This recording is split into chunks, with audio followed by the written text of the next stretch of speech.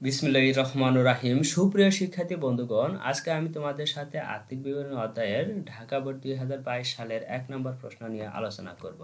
দেখো 1 নম্বর প্রশ্নে কি বলছে, পদ্মা এন্টারপ্রাইজের 2021 সালের 31 ডিসেম্বর তারিখে রেয়ামিল ও অন্যান্য তথ্যাদি নিম্নরূপ। এখানে একটা রেয়ামিল দেওয়া আছে, এই রেয়ামিল থেকে তোমাদের অঙ্কটা সলভ করতে হবে। দেখো প্রথমে দেওয়া আছে ক্রয় ও বিক্রয়। ক্রয় যাবে বিক্রিত পণ্যের ব্যয়ের মধ্যে আর বিক্রয় যাবে নিট বিক্রয়ের মধ্যে। এরপর দেওয়া আছে মজুত পণ্য 1/1/2021, এটা হচ্ছে তোমার প্রারম্ভিক মজুত পণ্য। এই প্রারম্ভিক মজুত পণ্য যাবে বিক্রিত পণ্যের ব্যয়ের মধ্যে। এরপর দেওয়া আছে ফেরত। দেখো ফেরত ডেবিট পাশে একটা টাকা দেওয়া আছে, ক্রেডিট পাশে একটা টাকা দেওয়া আছে। ডেবিট পাশে টাকা যাবে বিক্রয় ফেরত, এটা বিক্রয় থেকে বাদ দিতে হবে, আর ক্রেডিট পাশে টাকা ক্রয় থেকে বাদ দিতে হবে। এরপর দেওয়া আছে আয়কর, এটা মালিকানা সত্ত্ব থেকে বাদ দিতে হবে। বহি পরিবহন, এটা যাবে পরিচালন ব্যয়ের মধ্যে।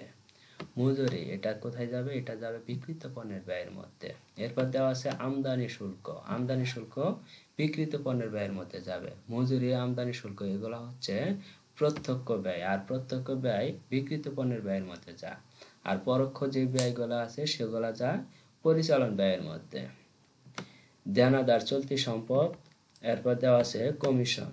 কমিশন দেখো দুই পাশে টাকা দেওয়া আছে, একটা ডেবিট পাশে টাকা দেওয়া আছে আর একটা ক্রেডিট পাশে টাকা দেওয়া আছে। ডেবিট পাশে টাকা হচ্ছে প্রদত্ত কমিশন, আর প্রদত্ত কমিশন যাবে পরিচালন ব্যয়ের মধ্যে। আর ক্রেডিট পাশে যে টাকাটা আছে এটা হলো প্রাপ্য কমিশন অথবা প্রাপ্ত কমিশন, এটা যাবে অন্যান্য আয়ের মধ্যে। এরপর দেওয়া আছে মণিহারি। মণিহারি যাবে পরিচালন ব্যয়ের মধ্যে। এরপর দেওয়া আছে বাড়ি ভাড়া, এটা হচ্ছে ক্রেডিট পাশে টাকা আছে, তার ক্রেডিট পাশে টাকা থাকলে এটা অবশ্যই আয়। এই বাড়ি ভাড়া বা উপভাড়া এই আয়টা যাবে অন্যান্য আয়ের মধ্যে। এরপর দেওয়া আছে বাট্টা। দেখো বাট্টাও কিন্তু দুই পাশে টাকা দেওয়া আছে, একটা ডেবিট পাশে টাকা দেওয়া আছে আর একটা ক্রেডিট পাশে টাকা দেওয়া আছে। ডেবিট পাশে টাকা হচ্ছে প্রদত্ত বাট্টা, আর প্রদত্ত বাট্টা যাবে পরিচালন ব্যয়ের মধ্যে। আর ক্রেডিট পাশে যে টাকাটা দেওয়া আছে এটা হচ্ছে প্রাপ্ত বাট্টা, প্রাপ্ত বাট্টা যাবে অন্যান্য আয়ের মধ্যে। এরপর দেওয়া আছে 10% বিনিয়োগ। এই বিনিয়োগ যাবে আর্থিক অবস্থার বিবরণের মধ্যে, এটা দীর্ঘমেয়াদী বিনিয়োগ। এর সাথে যে পার্সেন্টেজটা দেওয়া আছে এটা সমন্বয়ের মতো কাজ করবে। আর তোমরা জানো সমন্বয় কিন্তু সর্বনিম্ন দুই জায়গাতে কাজ হয়, একটা বিশদ আয় বিবরণীতে আর একটা আর্থিক অবস্থার বিবরণীতে। দেখো এখানে যে 10% দেওয়া আছে, এখানে এই বিনিয়োগের সূত্র যাবে অন্যান্য আয়ের মধ্যে, আর বিনিয়োগের সুদ আবার যাবে তোমার চলতি সম্পদের মধ্যে। তাহলে এই সমন্বয়টা কয় জায়গায় যাবে, দুই জায়গাতে, একটা অন্যান্য আয়ের মধ্যে আর একটা যাবে চলতি সম্পদের মধ্যে। দেখো নিচে কিছু সমন্বয় দেওয়া আছে। সমন্বয়ের 1 নম্বরে বলছে মজুত পণ্য 31/12/2021 25,500 টাকা। তাহলে কি এখানে 31/12/2021 বলতে বোঝাচ্ছে এটা সমাপনী মজুত পণ্য। তো সমাপনী মজুত পণ্য এটা চলতি সম্পদ, এটা একবার বিক্রিত পণ্যের ব্যয় থেকে বাদ যাবে আর একবার চলতি সম্পদের মধ্যে যাবে। 2 নম্বর সমন্বয়ে বলছে বকেয়া মজুরি 500 টাকা, এটা মজুরির সাথে যোগ হবে। দেখো এখানে মজুরি দেওয়া আছে, এটা বিক্রিত পণ্যের ব্যয়ের মধ্যে যাবে, অর্থাৎ এটা বিক্রিত পণ্যের ব্যয়ের মধ্যে একবার যোগ হবে, আবার ব্যয়ের বকেয়া এটা চলতি দায়ের মধ্যে যাবে। 3 নম্বর সমন্বয়ে বলছে দেনাদারের 1,000 টাকা আদায়যোগ্য নয়। দেনাদারের 1,000 টাকা আদায়যোগ্য নয়, এটা হচ্ছে নতুন কুঋণ, এটা পরিচালন ব্যয়ের মধ্যে যাবে, আবার দেনাদার থেকে বাদ যাবে। এরপরে দেখো অবশিষ্ট দেনাদারের উপর 5% কুঋণ সঞ্চিতি ধার্য করা, এটা হচ্ছে নতুন কুঋণ সঞ্চিতি, এটাও একবার পরিচালন ব্যয়ের মধ্যে যাবে, আবার আর্থিক অবস্থার বিবরণীতে দেনাদার থেকে বাদ দিয়ে দেখাতে হবে। 4 নম্বর সমন্বয়ে বলছি ব্যক্তিগত প্রয়োজনে পণ্য উত্তোলন 2,000 টাকা, এটা একবার ক্রয় থেকে বাদ দিতে হবে। ক্রয় কিন্তু বিক্রিত পণ্যের ব্যয়ের মধ্যে যায়, তাহলে এটা ক্রয় থেকে একবার বাদ যাবে আর একবার মালিকানা সত্ত্ব থেকে বাদ যাবে। দেখো প্রশ্ন চাইছে পদ্মা এন্টারপ্রাইজের মোট মুনাফা বা ক্ষতির পরিমাণ নির্ণয় করো। দেখো এই প্রশ্নে কিন্তু প্রথমে ক নম্বরে মোট মুনাফা বা ক্ষতির পরিমাণ চাইছে। সাধারণত এটা খ নম্বরের প্রশ্নে এসে থাকে, কিন্তু ঢাকা বোর্ড 2022 সালে 1 নম্বর প্রশ্নে এটা ক নম্বর এসে খ নম্বরে চাইছে পদ্মা এন্টারপ্রাইজের নেট মুনাফা বা ক্ষতির পরিমাণ। গ নম্বর চেয়েছে পদ্মা এন্টারপ্রাইজের আর্থিক অবস্থার বিবরণী। তাহলে ক নাম্বার মোট মুনাফা, খ নাম্বার নেট মুনাফা, আর ক নাম্বার আর্থিক অবস্থার বিবরণী। তাহলে মোট মুনাফা আমরা কিভাবে বের করব? নিট বিক্রয় থেকে বিক্রিত পণ্যের ব্যয় বাদ দিলেই মোট মুনাফা পেয়ে যাব। দেখো, প্রথমে লিখতে হবে প্রতিষ্ঠানের নাম, এরপর বিশদ আয় বিবরণী। যেহেতু মোট মুনাফা পর্যন্ত করব তাহলে এটা আংশিক। এরপর লিখতে হবে 2021 সালের 31শে ডিসেম্বর তারিখে সমাপ্ত বছরের জন্য। ছকটা হবে বিবরণ টাকার ঘর 3টা। টাকার ঘর 3টা দেওয়া হয় এই কারণেই, যদি কোনোটার সাথে কাজ থাকে সেক্ষেত্রে সেটা প্রথম ঘরে লিখতে হবে, লিখে কাজ শেষ হলে এটা দ্বিতীয় ঘরে পার করতে হবে। দ্বিতীয় ঘরের কাজ শেষ হলে এটা তৃতীয় ঘরে পার করে হিসাব ক্লোজ করে দেব। দেখো, প্রথমে নিট বিক্রয় বের করব। নিট বিক্রয় বের করার জন্য প্রথমে বিক্রয় থেকে বিক্রয় ফেরত বাদ দিতে হবে। বিক্রয় আছে এখানে 1,40,000 টাকা, আর ফেরত দেখো এখানে বিক্রয় ফেরত দেওয়া আছে 10,000 টাকা।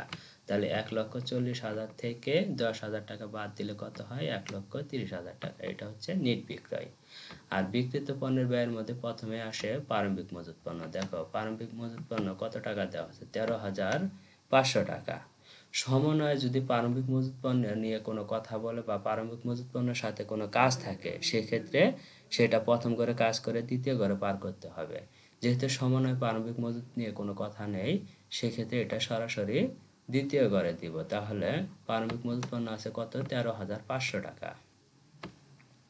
দেখো, বিয়োগ বিক্রিত পণ্যের ব্যয় মজুত পণ্য 1/1/2021, অর্থাৎ এটা প্রারম্ভিক মজুত পণ্য। তাহলে প্রারম্ভিক মজুত পণ্য সরাসরি দ্বিতীয় ঘরে দেব 13,500 টাকা। এরপর দেখো, ক্রয় আছে 60,000 টাকা। ক্রয় থেকে ক্রয় ফেরত থাকলে সেটা বাদ দিব। ক্রয় ফেরত আছে 5,000 টাকা। তাহলে ক্রয় থেকে ক্রয় ফেরত বাদ দিতে হবে। আর সমন্বয়ে বসে ব্যক্তিগত প্রয়োজনে পণ্য উত্তোলন, এটাও বাদ দিয়ে দেখাতে হবে। দেখো, ক্রয় 60,000 টাকা, এখান থেকে 5,000 টাকা বাদ দিলে কত হয়? 55,000 টাকা। আর সমন্বয় ছিল পণ্য উত্তোলন, এখান থেকে 2,000 টাকা বাদ দিলে মোট হলো কত? 53,000 টাকা। এটা হচ্ছে নিট ক্রয়। এরপরে দেখো প্রত্যক্ষ কোনো ব্যয় আছে কিনা। দেখো, এখানে প্রত্যক্ষ ব্যয় মজুরি একটা আছে আর একটা আমদানি শুল্ক, তাহলে দুইটা প্রত্যক্ষ ব্যয় আছে। কিন্তু সমন্বয় মজুরি নিয়ে কথা আছে, বলছে বকেয়া মজুরি 5,000 টাকা। তাহলে মজুরি রেয়া মিলে যে টাকা আছে সেটার সাথে এই 5,000 টাকা যোগ করতে হবে। দেখো, মজুরি 10,000 টাকা আর বকেয়া ছিল 5,000 টাকা। মজুরি যোগ বকেয়া মজুরি 5×10 কত হচ্ছে? 15,000 টাকা। এরপর আছে কি? আমদানি শুল্ক আছে 12,000 টাকা। তাহলে সবগুলো যোগ করলে হচ্ছে 93,500 টাকা। এখান থেকে বাদ দিতে হবে সমাপনী মজুত পণ্য। দেখো, সমাপনী মজুত পণ্য সমন্বয়ের 1 নম্বরে আছে। মজুত পণ্য 31/12/2021, এটা হচ্ছে সমাপনী মজুত পণ্য। তাহলে এখানে কত আছে? 25,500 টাকা। তাহলে 93,500 থেকে 25,500 টাকা বাদ দিলে হচ্ছে 68,000 টাকা। এখন এই নিট বিক্রয় থেকে বিক্রিত পণ্যের ব্যয় বাদ দিলে বের হবে মোট মুনাফা। তাহলে 1,30,000 থেকে 68,000 টাকা বাদ দিলে থাকে কত? 62,000 টাকা। তাহলে ক নম্বরের আনসার হবে 62,000 টাকা। এরপর দেখো, খ নম্বর বলছে নিট মুনাফা বা ক্ষতির পরিমাণ নির্ণয় করো। অলরেডি নিট মুনাফা বা ক্ষতির অর্ধেক অংশ আমরা ক নাম্বার করে ফেলছি। তাহলে মোট মুনাফা অলরেডি ক নাম্বার বের করছি। এখন এই মোট মুনাফার পর থেকে নিট মুনাফা করব। মোট মুনাফা থেকে পরিচালন ব্যয় বাদ দিলে বের হবে পরিচালন মুনাফা। এর সাথে অন্যান্য আয় যোগ করব আর অন্যান্য ব্যয় বাদ দিলে বের হবে নিট মুনাফা বা নিট ক্ষতি। তাহলে এটা ছকও ক নাম্বার ছকের মধ্যে হবে। প্রথমে প্রতিষ্ঠানের নাম, তারপর বিশদ আয় বিবরণী। যেহেতু মোট মুনাফা ক নাম্বারে করছি, খ নাম্বারে মোট মুনাফার পর থেকে করতে হবে, সেহেতু এটাও আংশিক। এরপর 2021 সালে 31 ডিসেম্বর তারিখে সমাপ্ত বছরের জন্য ছক কেমন হবে? বিবরণ টাকা টাকা টাকা, টাকার ঘর হচ্ছে 3টা। তাহলে দেখো, প্রথমে লিখবো কি? মোট মুনাফা। মোট মুনাফা ক থেকে প্রাপ্ত 62,000 টাকা, এটা ক থেকে পেয়েছি। এখান থেকে বাদ দিব পরিচালন ব্যয়। পরিচালন ব্যয়টা আমি দেখব কতগুলো আছে। দেখো, প্রথমে আছে এখানে আছে কি? বহি পরিবহন, এটা একটা পরিচালন ব্যয়, কত আছে? 8,000 টাকা। এরপর আছে প্রদত্ত কমিশন আছে 2,500 টাকা। তাহলে বহি পরিবহন 8,000 টাকা, প্রদত্ত কমিশন 2,500 টাকা। মণিহারি আছে 1,000 টাকা, এটাও আসবে। প্রদত্ত বার্তা এটা আসবে হ্যাঁ, এই কয়েকটাই আসবে। এরপর কুরিনের সমন্বয়ে নতুন কুরিন এবং নতুন কুরিন সঞ্চিতি এই দুটাও আসবে। দেখো এখানে বহি পরিবহন ৮,০০০ টাকা, যেহেতু সমন্বয়ে কোনো কাজ নাই এর সাথে, সেহেতু সরাসরি দ্বিতীয় ঘরে আসবে। প্রদত্ত কমিশন ২৫০০ টাকা, মণিহারি ১,০০০ টাকা, প্রদত্ত বাট্টা ১৫০০ টাকা। দেখো এরপর দেনাদারে বসে দেনাদারের ১,০০০ টাকা আদায়যোগ্য নয়, এটা হচ্ছে নতুন কুরিন। নতুন কুরিনের সাথে যোগ দিব অবশিষ্ট দেনাদারের উপর ৫% কুরিন সঞ্চিতি ধার্য করতে হবে, এটা হচ্ছে নতুন কুরিন সঞ্চিতি। তাহলে দেনাদার কত টাকা ছিল? দেখো দেনাদার ছিল এখানে কত, ১৫,০০০ টাকা। এখান থেকে এই নতুন কুরিন ১,০০০ টাকা বাদ দিব, তাহলে কত হচ্ছে ১৪,০০০ টাকা। এই ১৪,০০০ টাকার উপর ৫% দেবো। ১৪,০০০ টাকার ৫% কত হয়? ৭০০ টাকা। তাহলে নতুন কুরিন ১,০০০ টাকা যোগ নতুন কুরিন সঞ্চিতি ৭০০ টাকা, মোট কত হচ্ছে ১৭০০ টাকা। রেওয়া মিলের ভিতরে যদি কোনো কুরিন সঞ্চিতি থাকতো সেটা হচ্ছে পুরাতন কুরিন সঞ্চিতি, তখন এই ১৭০০ টাকা থেকে ওই পুরাতন কুরিন সঞ্চিতিটা বাদ দিয়ে দেখাতাম। যেহেতু রেওয়া মিলে কোনো কুরিন সঞ্চিতি নাই, সেহেতু এটা যোগ করে দ্বিতীয় ঘরে পার করে দিব। তাহলে কত হলো? ১৭,০০০ টাকা। এই সবগুলো যোগ করলে হয় ১৪,৭০০ টাকা। তাহলে মোট মুনাফা থেকে পরিচালন ব্যয় বাদ দিলে কি হবে? এটা পরিচালন মুনাফা বের হবে। পরিচালন মুনাফা কত বের হলো? ৪৭,৩০০ টাকা। এর সাথে যোগ করব কি? যোগ অন্যান্য আয়। দেখব আয় কয়টা আছে এখানে। দেখো এখানে বাড়ি ভাড়া একটা আছে, বাড়ি ভাড়া বা উপভাড়া, এগুলা অন্যান্য আয়। এরপরে প্রাপ্ত কমিশন আছে ১৫০০ টাকা, আর একটা আছে কি প্রাপ্ত বাট্টা, আর এখানে আছে ১০% বিনিয়োগ, এটা বিনিয়োগের সুদ, বিনিয়োগের বকেয়া সুদ, এটাও অন্যান্য আয়ের মধ্যে আসবে। তাহলে ২৫০০ টাকা ১০% কত হবে? ২৫০০ টাকা হবে। দেখো প্রাপ্ত কমিশন ১৫০০ টাকা, বাড়ি ভাড়া ১৫,০০০ টাকা, আর প্রাপ্ত বাট্টা ১,০০০ টাকা, বিনিয়োগের সুদ হচ্ছে ২৫০০ টাকা। তাহলে মোট হচ্ছে কত? ২০,০০০ টাকা। এখান থেকে বাদ দিব বিয়োগ অন্যান্য ব্যয়। যেহেতু রেওয়া মিলের ভিতর এবং সমন্বয়ে কোনো অন্যান্য ব্যয় নাই, সেহেতু এখানে আর অন্যান্য ব্যয় লিখব না, না লিখে এটাই নিট মুনাফা করে দিব। দেখো এই ২০,০০০ টাকা এই ৪৭,৩০০ টাকার সাথে যোগ করলে কত হয়? ৬৭,৩০০ টাকা। এটা হলো নিট মুনাফা। তাহলে খ নাম্বার হয়ে গেল। এরপর গ নাম্বারে কি চেয়েছে? গ নাম্বারে বলছে আর্থিক অবস্থার বিবরণী প্রস্তুত করো। তাহলে আর্থিক অবস্থার বিবরণী কিভাবে প্রস্তুত করব? প্রথমে প্রতিষ্ঠানের নাম লিখব, নিচে লিখব আর্থিক অবস্থার বিবরণী, তারপরে ৩১ ডিসেম্বর ২০২১ সাল। ছকটাও আগের মতোই হবে, বিবরণ টাকা টাকা টাকা, টাকার ঘর ৩টা হবে। আর্থিক অবস্থা বিবরণীতে প্রথমে লিখব সম্পদ সমূহ, এরপরে লিখব কি স্থায়ী সম্পদ। রেওয়া মিলের ভিতর দেখব স্থায়ী সম্পদ কয়টা আছে। দেখো রেওয়া মিলের ভিতর কোনো স্থায়ী সম্পদ নেই, তাহলে স্থায়ী সম্পদের ঘরটা নীল রাখবো, অর্থাৎ ফাঁকা রাখবো। দেখো এখানে ডট ডট দিয়ে ফাঁকা রাখছি। এরপরে লিখব কোনো বিনিয়োগ আছে কিনা, বিনিয়োগ থাকলে তাহলে দীর্ঘমেয়াদী বিনিয়োগ লিখে আন্ডারলাইন করব বা হেডলাইন দিব। দেখো শেষের দিকে আছে 10% বিনিয়োগ। 10% বিনিয়োগ কত টাকা আছে? 25,০০০ টাকা। এটা হচ্ছে দীর্ঘমেয়াদী বিনিয়োগ। যেহেতু বিনিয়োগের সাথে কোনো কাজ হয় না, সেহেতু এটা সরাসরি তৃতীয় ঘরে লিখব। এরপরে লিখব চলতি সম্পদ। চলতি সম্পদের মধ্যে দেখব রেওয়া মিলে কি কি আছে। দেখো রেওয়া মিলের ভিতর প্রথমে আছে দেনাদার। দেনাদারের সাথে আবার সমন্বয়ের কিছু কাজ আছে। দেনাদারের ১,০০০ টাকা আদায়যোগ্য না, এটা নতুন কুরিন। তাহলে এই ১৫,০০০ থেকে নতুন কুরিনটা বাদ দিব, ১,০০০ টাকা বাদ দিব, তাহলে বের হবে ১৪,০০০ টাকা। এরপর অবশিষ্ট দেনাদারের উপর কুরিন সঞ্চিতি ধরা হয়েছিল ৫%, এই ৫% কুরিন সঞ্চিতিও বাদ দিব। তাহলে দেখো প্রথমে দেনাদার ১৫,০০০ টাকা, এখান থেকে বাদ নতুন কুরিন ১,০০০ টাকা, তাহলে কত হলো? ১৪,০০০ টাকা। এরপরে বিয়োগ নতুন কুরিন সঞ্চিতি ৭০০ টাকা, তাহলে কত হচ্ছে? ১৩,৩০০ টাকা। এরপরে দেখব রেওয়া মিলের ভিতর আর কোনো চলতি সম্পদ আছে কিনা।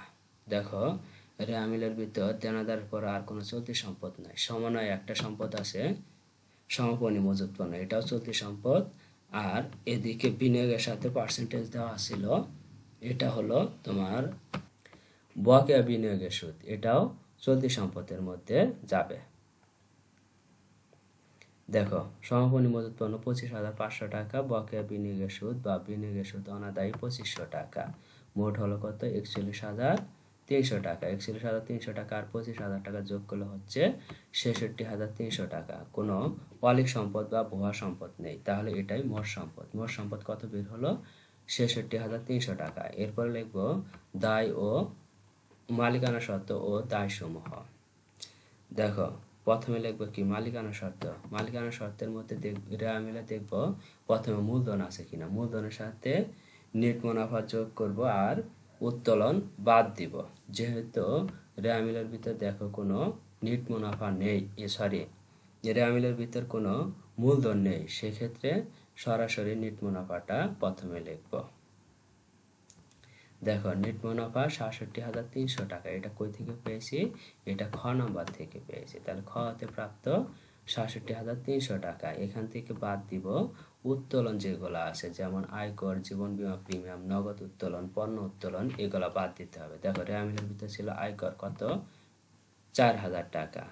এরপর সমন্বয়ে 4 নম্বর সমন্বয় আছে ব্যক্তিগত প্রয়োজনে পণ্য উত্তোলন 2,000 টাকা, এই দুইটাই উত্তোলন, এটাও বাদ দিতে হবে। দেখো 67,300 টাকা থেকে আয়কর আছে 400 টাকা, এটা বাদ দিলে কত হচ্ছে 63,300 টাকা। এখান থেকে পণ্য উত্তোলন করছে 2,000 টাকা, এটাও বাদ দিতে হবে। তাহলে কত হয় মোট 61,300 টাকা। এটা হচ্ছে সমাপনী মালিকানা সত্ত্ব। এরপর দেখবো দায় কি কি আছে। প্রথমে দেখবো দীর্ঘমেয়াদী কোনো দায় আছে কিনা। দেখো রেওয়া মিলের ভিতর কোনো দীর্ঘমেয়াদী দায় নাই, তাহলে কি দেখবো চলতি দায়। এখন দেখো এখানে কোনো চলতি দায় আছে কিনা। দেখো রেওয়া মিলের ভিতরে কোনো চলতি দায় নাই, তাহলে সমন্বয় দেখবো। সমন্বয় দেখো এখানে কি আছে বকেয়া মজুরি, এটা ব্যয়ের বকেয়া, আয়ের অগ্রিম, এগুলো হচ্ছে চলতি সম্পদ। আবার আয়ের বকেয়া, ব্যয়ের অগ্রিম, ওগুলো চলতি সম্পদ। তাহলে বকেয়া মজুরি এটা হচ্ছে চলতি দায়। তো এখানে একটাই দেখতে পাচ্ছি, আর কোনো চলতি দায় নেই। দেখো বকেয়া মজুরি ছিল কত 5,000 টাকা, তাহলে যোগ করলে কত হচ্ছে 66,300 টাকা। দেখো সম্পদের সাথে মালিকানা সত্ত্ব ও দায় সমূহ মিলে গেছে। তো আজকের এই পর্যন্তই, দেখা হবে আবার আগামী ক্লাসে। যদি অঙ্কের ভিতর কোথাও বুঝতে অসুবিধা হয় তাহলে সেক্ষেত্রে কমেন্ট করে অবশ্যই জানাবা।